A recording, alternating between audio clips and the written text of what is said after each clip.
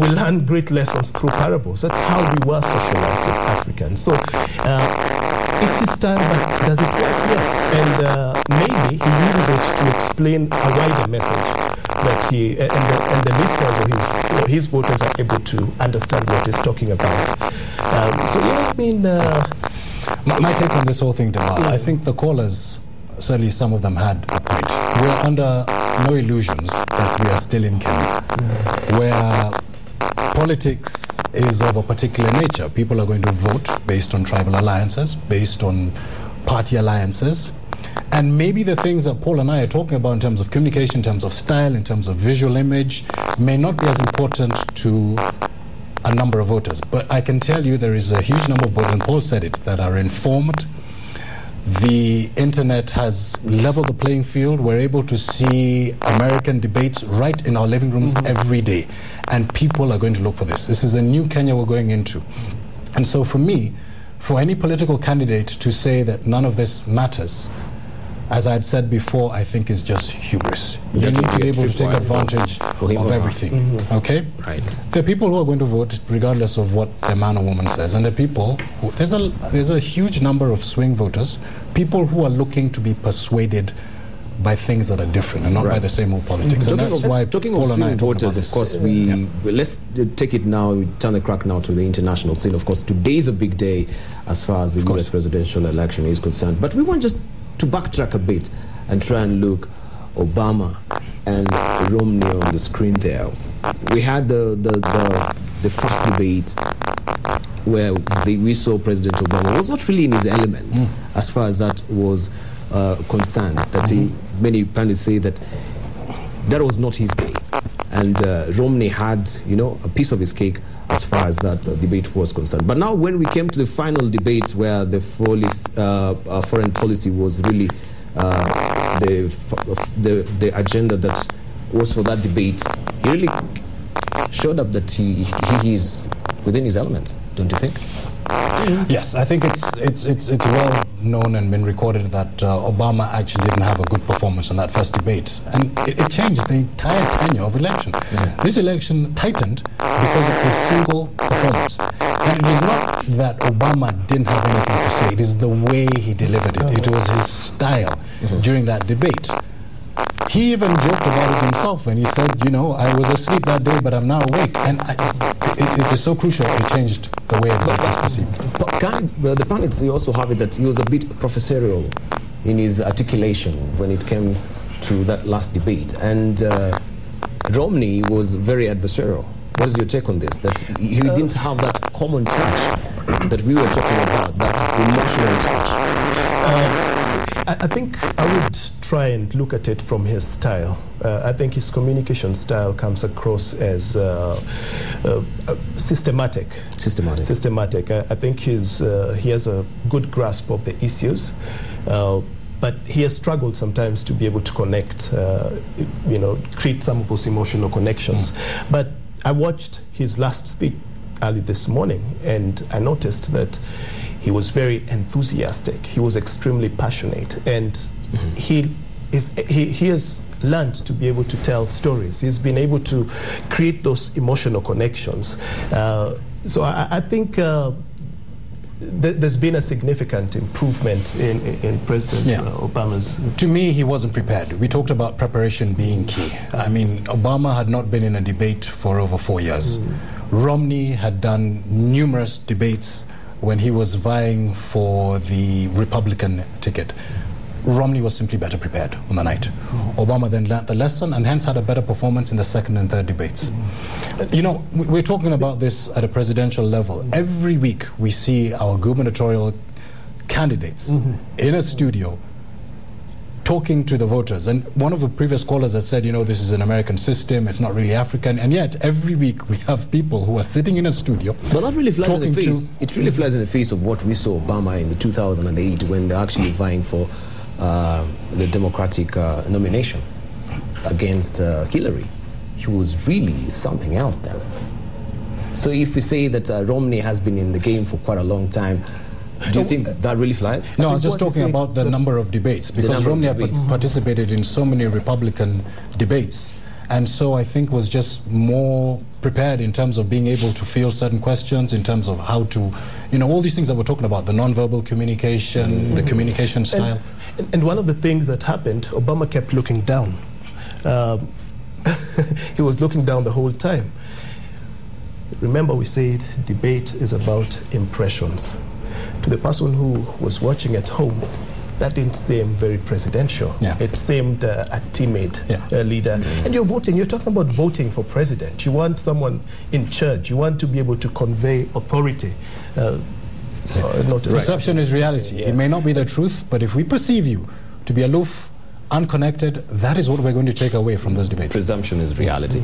Of course, let's come closer home and we look at the Ghana presidential debate that just happened, I think, some 2 weeks ago, and now they're going to the second phase of it.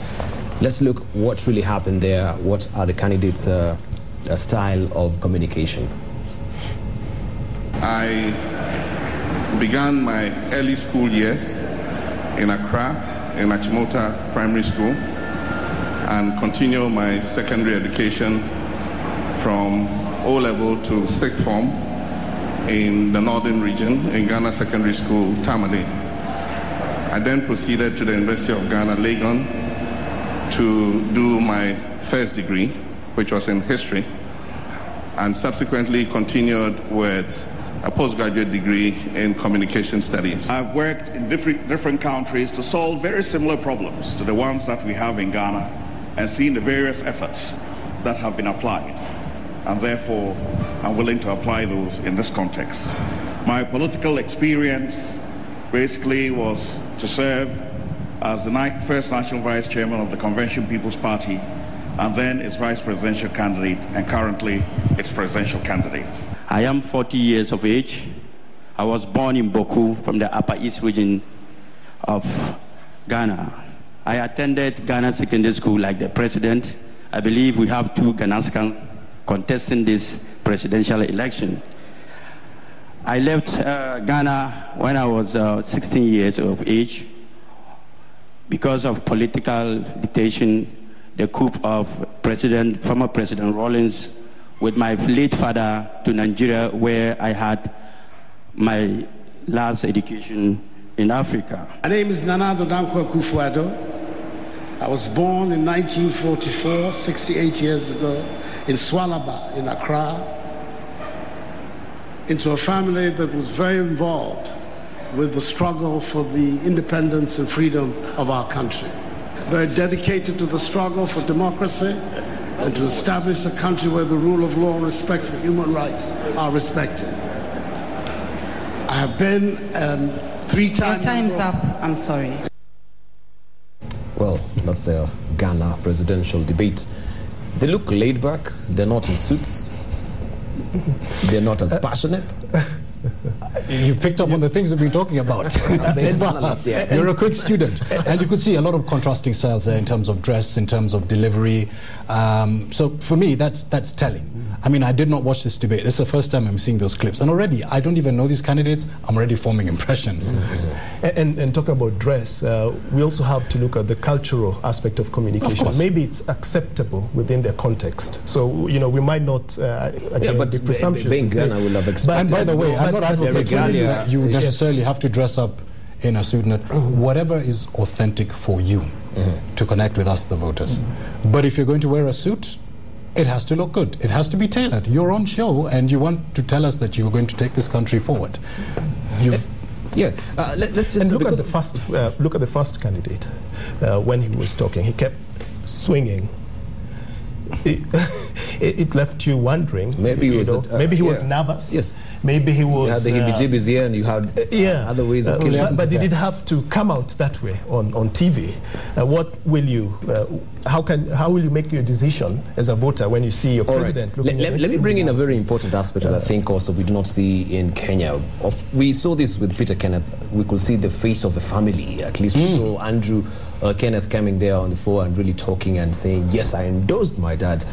Looking way back in America, the family is a very important aspect of the presidential campaigns and also the debates. You see, look on the screens there, they're always, in tone with their their couples, their spouses, going for the presidential. How will that really bring that element of emotional touch that you're talking about, the common touch? Because we understand also the Obama handlers, they've really worked considerably hard to try and train Obama on how to give that common touch. We talked about the swing voters, the generation born between 1991 who are voting for the first time. And these are very exposed people. They see what's happening out there and they want the same. They're asking, why can't we have the same in our country? But that said, within our context, the family unit is still a very important unit in society. We still look up to family and hold it very highly. And we've seen the introduction now of the family dimension to the presidential campaign with Andrew Kenneth introducing and endorsing his dad and giving a wonderful delivery this last Sunday. And I do expect to see a lot more of that happening, because if you followed the conversation online, everybody kept saying, now we want to see the other candidates bring their families, because if you can lead your family, how are you going to lead us? You know, those are things that people are looking out for. People want to be able to know what kind of man you are, and the best people who can speak for you are not the people, are not outsiders, are not even your handlers. It's not even your campaign manager. Your family, you know, your wife, probably your kids. And they can be able to vouch for you and create a very a stronger emotional connection with voters, because as Kenyans, we still value the family unit and we hold it in high esteem. And if the family is important, then it is incumbent, again, on all these candidates to make sure that whoever is going to be speaking on their behalf, whoever is going to be part of their, part of their campaign sort of team in terms of family members,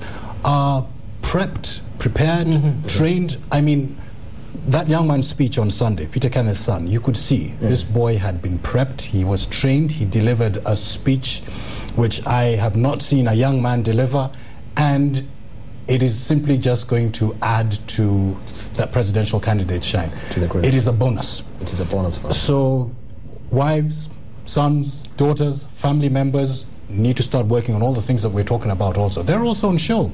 Everything from the way they dress, their non-verbal communication, and how they, if they're going to speak, how they deliver these speeches. Right.